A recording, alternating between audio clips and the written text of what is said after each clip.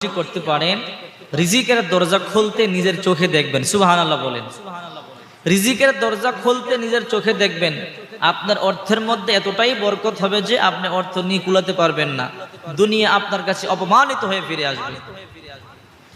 বিশ্বনবীর একজন গরিব সাহাবী এসে বলে, ইয়া রাসূলুল্লাহ, দুনিয়া আমার থেকে পশ্চাৎবরণ করেছে, দুনিয়া আমার থেকে বিমুখ হয়েছে, এতটাই অভাবে পড়েছি, আর ভালো লাগে না, আমাদেরকে সচ্ছল হওয়ার জন্য কিছু আমল শিক্ষা দেন। ওগো নবীজি, রিজিক কমে গেছে, রিজিক প্রশস্ত হওয়ার মতো আমল শিক্ষা দেন।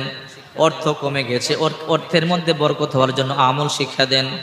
বিশ্বনবী মুহাম্মদ রাসূলুল্লাহ সাল্লাল্লাহু আলাইহি ওয়াসাল্লাম ওই গ্রাম্য সাহাবীকে বললেন, তুমি কি ওই আমল, ওই দোয়া ভুলে গেছো যা মানুষ এবং ফেরেশতাদের, সুবহানাল্লাহ বলেন, তুমি কি ওই দোয়া ভুলে গেছো? আল খাসাইসুল কুবরার তৃতীয় খণ্ডে এসেছে। রাসূল বললেন, তুমি কি সেই দোয়া